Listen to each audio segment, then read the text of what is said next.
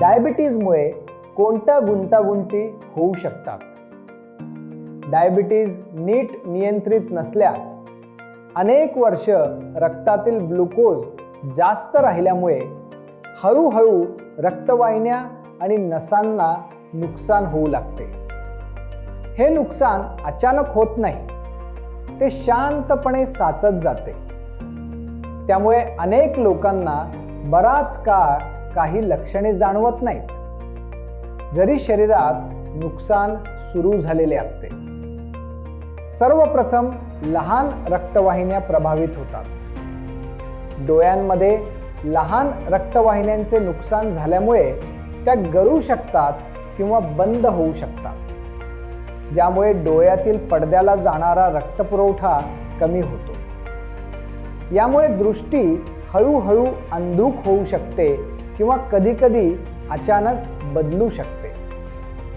सुरुवातीला लक्षणे नसू शकतात, म्हणून नियमित डोळ्यांची तपासणी महत्त्वाची आहे.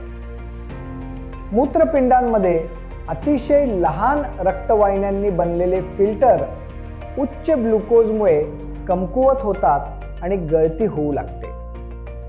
सुरुवातीला लघवीत प्रथिने दिसू शकतात. उपचार न केल्यास हे हळूहळू मूत्रपिंड निकामी होण्यापर्यंत जाऊ शकते. नसांवरही परिणाम होतो. रक्तपुरवठा कमी झाल्याने डायबिटिक न्यूरोपॅथी होते. परिधीय न्यूरोपॅथीमध्ये पायांमध्ये सुन्नपणा, जळजळ, मुंग्या येणे किंवा संवेदना कमी होणे जाणवू शकते. त्यामुळे लहान जखमा अनेकदा लक्षात येत नाहीत. स्वायत्त न्यूरोपॅथीमुळे उभे राहिल्यावर चक्कर येणे, अनियमित हृदयगती, पचन समस्या, मूत्राशय समस्या, लैंगिक बिघाड किंवा असामान्य घाम येणे होऊ शकते. कालांतराने मोठ्या रक्तवाहिन्यांवरही परिणाम होतो. यामुळे हृदयाला रक्तपुरवठा करणाऱ्या धमन्यांमध्ये अडथळे लवकर तयार होतात आणि हृदयविकाराचा झटका येण्याचा धोका वाढतो. कधीकधी तो छातीत वेदना न देता सायलेंट असू शकतो. मेंदूला रक्तपुरवठा करणाऱ्या धमन्या प्रभावित झाल्यास पक्षाघाताचा धोका वाढतो.